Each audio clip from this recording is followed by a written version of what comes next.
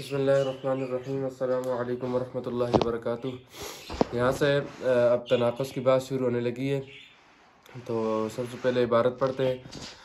فصل التناقض اختلاف القضیتین بحیث یلزم لذاته من صدق کل کذب الاخری او العکسی۔ تو یہاں سے کہتے ہیں کہ تناقض دو قضیوں کا اس طرح مختلف ہونا ہے کہ ایک کے لازم اس اختلاف کی ذات کی وجہ سے، یعنی بلا واسطہ ذات کی وجہ سے ہو، کوئی واسطہ نہ ہو درمیان میں، ذاتی اختلاف ہو، اور اس میں کیا ہو کہ ہر ایک کے صدق سے دوسرے کا کذب لازم آئے، اور اس کے برعکس سے کیا مطلب کہ ہر ایک کے کذب سے دوسرے کا صدق بھی لازم آئے۔ اس کا مطلب کیا ہے؟ اب دیکھیں، بنیادی طور پر اس عبارت میں مصنف تناقض کی تعریف کر رہے ہیں اور اس کا اصطلاحی معنی بھی بیان کر رہے ہیں۔ تناقض کا جو لفظی معنی ہوتا ہے وہ ہوتا ہے مخالفت کرنا، ٹھیک ہے، مخالفت، اختلاف کرنا، مخالفت کرنا۔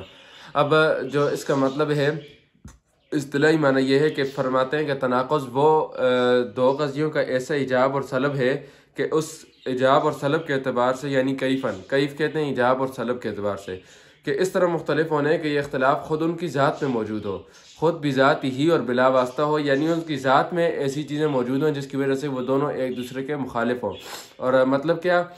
اتنے مخالف ہوں کہ ایک قضیہ سچا ہو اور دوسرا قضیہ کیا ہو؟ جھوٹا ہو، یعنی اگر پہلا قضیہ سچا ہے تو دوسرا جھوٹا ہو، اور اگر پہلا جھوٹا ہے تو دوسرا کیا ہو؟ سچا ہو۔ مثلا جیسے کل انسان حیوان، تو اب یہ قضیہ کیا ہے؟ سچا ہے، کل حیوان انسان، یہ کیا ہے؟ جھوٹا ہے۔ اور اگر ہم اس کی نقیض نکالتے ہیں، اس کے جو تناقض ہے وہ لاتے ہیں، تو ہمارے پاس آتا ہے بعض الحیوان لیس بانسان، تو یہ ٹھیک ہے۔ دیکھیں اب پہلا قضیہ کیا تھا؟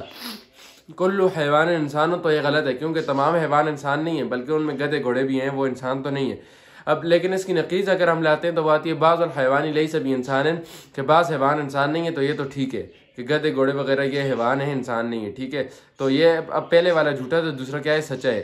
اب دونوں قضیے جو ہیں ایجابن اور سلبن کیا ہیں؟ ایک دوسرے کے مخالف ہیں، اور یہ اختلاف بھی ذات ہی ہے، یعنی ان دونوں میں ایسا آپس میں ذات میں ایسا جدائی موجود ہے کہ ان دونوں کے ایک کے سچا ہونے سے دوسرے کا جھوٹا ہونا کیا ہے؟ تو لازم آتا ہے، ٹھیک ہے۔ تو اس جدائی کو ہم کیا کہتے ہیں؟ اس مخالفت کو ہم کیا کہتے ہیں؟ تناقض۔ آگے شرح کی عبارت کی طرف چلتے ہیں، تو اختلاف شارح جو ہیں وہ یہ کہتے ہیں کہ اختلاف القضیتین قید بالقضیتین دون شیئین، اما لأن تناقض لا يكون بین المفردات على ما قیل، و اما لأن الکلام فی تناقض القضایا۔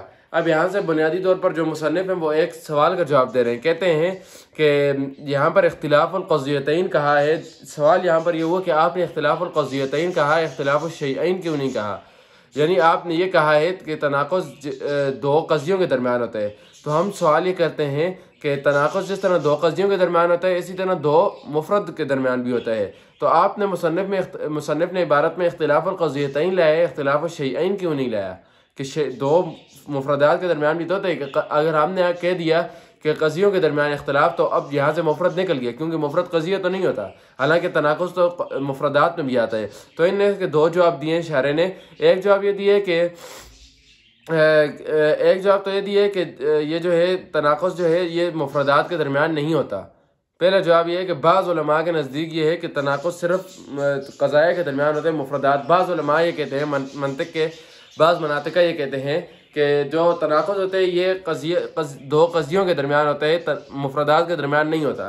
تو ہو سکتا ہے کہ مصنف بھی ان کے مذہب کو اختیار کرتے ہوں، اس وجہ سے مصنف نے کہا ہو کہ تناقض الشیئین، اختلاف القضیتین۔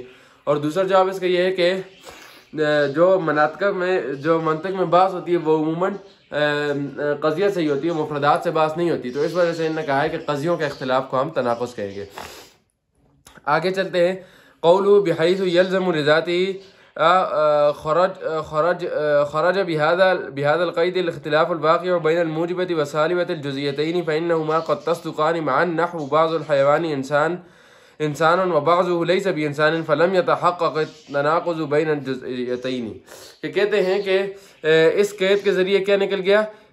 وہ اختلاف جو موجبہ اور سالبہ کے درمیان ہو، جزئیتین، موجبہ اور سالبہ جزئیتین کے درمیان ہو، کیونکہ وہ دونوں سالبہ جزئیہ اور موجبہ جزئیہ کا جو اختلاف ہوتا ہے وہ تناقض نہیں ہوتا، کیونکہ وہ اکثر دونوں سچے آ جاتے ہیں، جیسے کہ بعض الحیوان انسان و بعض الانسان لیس بحیوان، وبعض الانسانی لیس بی وبعض الحیوانی لیس بی انسان، تو یہاں پر دونوں کیا آتے ہیں؟ سچے آتے ہیں۔ یہاں پر دیکھیں مصنف کیا بیان فرمائے، مصنف یہ بتا رہے ہیں کہ ہم نے جو تعریف کی ہے اس تعریف میں اختلاف القضیتین بمنزلت جنس کے ہے، اور بحیث یلزم لذاتہ من صدق فصل اول ہے۔ اب اس سے کیا کیا ہے کہ جو جنس کے اندر سے کس فصل کو نکالا ہے کہ اس اختلاف کو نکال دیا جو موجبہ جزیہ اور سالبہ جزیہ کے اندر ہوتے ہیں۔ کیوں کہ سالبہ جزیہ اور موجبہ جزیہ کا جو اختلاف ہوتا ہے وہ اکثر وہاں پر دونوں قضیے سچے آ جاتے ہیں۔ کیوں تو اب سچے آ جاتے ہیں تو اس سے کیا واقع ہوتا ہے کہ ہم نے تو پیچھے جو کہا تھا وہ یہ تھا کہ ایک سچا ہو دوسرا جھوٹا ہو، اور اگر ایک جھوٹے تو دوسرا سچا ہونا چاہیے۔ تو جبکہ وہاں پر اگر ہم سالبہ جزیہ اور موجبہ جزیہ میں دیکھتے ہیں تو وہاں پر تو ایک سچا اور وہاں پر تو دونوں سچے ہو جاتے ہیں۔ مثال کے طور پر ہم کہتے ہیں بعض الحیوانی انسان و بعض الحیوانی لیس بی انسان، تو اب دیکھیں بعض حیوان انسان ہیں بھی اور بعض حیوان انسان نہیں بھی ہیں، تو یہ دونوں قضیے کیا ہیں؟ سچے ہیں۔ بعض الحیوانی انسان یہ کیا ہے؟ موجبہ جزیہ ہے، اور بعض الحیوانی لیس بی انسان یہ سالبہ جزیہ ہے، ٹھیک ہے۔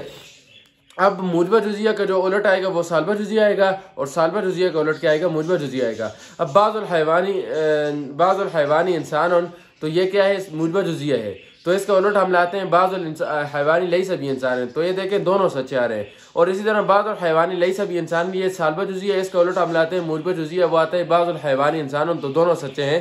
اس لیے ہم نے کہا کہ ان کا تناقض آتا ہی نہیں ہے، ٹھیک ہے۔ اگرچہ کبھی کبھار آ بھی جاتا ہے، لیکن مناطقہ کے جو اصول ہوتے ہیں قواعد المنطقی کلیۃ، کہ جو منطقہ کے اصول ہوتے ہیں، ضوابط ہوتے ہیں، قواعد ہوتے ہیں، وہ کلیتاً ہوتے ہیں۔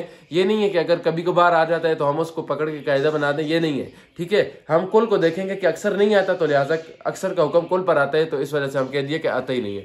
آگے کہتے ہیں کہ او بالعکس ای ویلزم من کسب کل من القضیتین صدق الاخرى خرج بهذا القید الاختلاف الواقع بین الموجبۃ والسالبۃ الکلیتین فانهما قد تکذبان معا۔ اب یہاں سے یہ بتا رہے ہیں کہ سالبہ کلیہ اور جو موجبہ کلیہ کے اندر جو اختلاف ہوتا ہے اس کو ہم نے کیا کر دیا ہے؟ نکال دیا ہے۔ کیوں؟ کیونکہ وہ اکثر دونوں کیا ہو جاتے ہیں؟ جھوٹے ہو جاتے ہیں۔ پیچھے تو ہم نے یہ کہا کہ موجبہ جزیہ اور سالبہ جزیہ کے درمیان جو اختلاف ہوتا ہے وہ وہاں پر اس کو ہم نے اس لیے نہیں ڈالا کیونکہ وہاں پر جو ہوتا ہے دونوں سچے آ جاتے ہیں، تو یہاں پر کیا ہے؟ دونوں جھوٹے آ جاتے ہیں۔ مثال کو سمجھیں، دیکھیں ہم کہتے ہیں کہ لا شیء من الحیوان بانسان وکل حیوان انسان۔ اب دیکھیں سالبہ کلیہ اور موجبہ کلیہ اور سالبہ کلیہ کا جو اختلاف ہے اس میں ہم اس کو نہیں لیتے، ہم کہتے ہیں لا شیء من الحیوان بانسان، تو یہ کیا ہے؟ جھوٹا ہے۔ لا شیء من الحیوان بانسان، کہ کوئی حیوان بھی انسان نہیں ہے، تو یہ تو غلط ہے کیونکہ حیوان کے اندر انسان ہے۔ اور دوسرا اگر ہم اس کی نقیض نکالتے ہیں، اگر ہم اس کا جو تناقض ہے وہ لاتے ہیں، تو آتا ہے کل حیوان انسان۔ دیکھیں لا شیء من الحیوان بانسان یہ کیا ہے؟ سالبہ کلیہ ہے، اس کی نقیض آئے گی موجبہ کلیہ، تو وہ کیا آتی ہے؟ کل حیوان انسان۔ اب نہ تو سارے حیوان انسان ہیں اور نہ یہ ہے کہ کوئی حیوان بھی انسان نہ ہو، ٹھیک ہے۔ تو یہ دونوں کیا ہیں؟ جھوٹے ہیں۔ تو دونوں جھوٹے ہونے کی وجہ سے یہاں پر تناقض نہیں آ رہا، کیونکہ تناقض کی شرط فوت ہو گئی ہے۔ تناقض کی شرط یہ تھی کہ ایک اگر سچے ہے دوسرا جھوٹا ہو، اگر ایک جھوٹا ہے دوسرا سچا ہو، جبکہ یہاں پر تو دونوں سچے جھوٹے آ رہے ہیں، جبکہ اور پیچھے کیا تھے؟ دونوں سچے آ رہے تھے، تو دونوں جگہ پر اختلاف نہیں ہو رہا ہے، تناقض اس کو ہم نہیں کہیں گے، ٹھیک ہے۔ کیونکہ تناقض کی شرط یہ ہے کہ ایک سچا اور دوسرا جھوٹا ہو، اگر دونوں جھوٹے یا دونوں سچے ہوں گے تو تناقض نہیں واقع ہوگا۔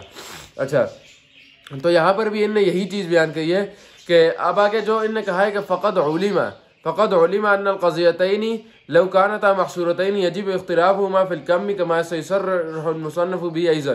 تو یہاں پر یہ مقابل پر تفریح بیان کر رہے ہیں، فرماتے ہیں کہ اس کا اصل یہ ہے، خلاصہ اس کا یہ بتاتے ہیں کہ اگر جب دو قضیے اکٹھے ہو جائیں اور ایک مادہ میں صدق ہو اور ایک مادہ میں صدق ہو سکتے ہیں، جب دو قضیے اکٹھے دو جزیے اکٹھے ہوں اور ان ایک مادہ میں صادق ہو سکتے ہیں، تو اب کیا کریں گے؟ دو کلیہ اکٹھے بھی کاذب ہو سکتے ہیں، یعنی دو جزیے ایسے ہوں کہ جو دونوں صادق بھی ہوں یا دونوں کاذب ہوں، دونوں ایک ساتھ صادق ہوں یا دونوں ایک ساتھ کاذب ہوں۔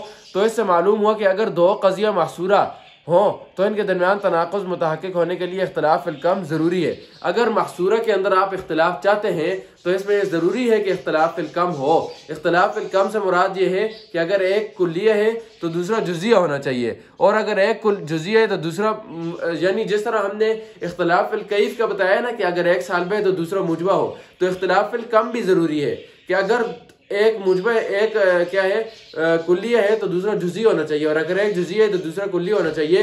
اگر ایسا نہیں ہوگا تو تناقض واقعہ نہیں ہوگا. اسی کی تعریف جو ہے، اسی کے جو تصریح ہے، وضاحت ہے، وہ مصنف آگے چل کر کریں گے، وہ انشاءاللہ اگلے سبق میں بیان کرتے ہیں.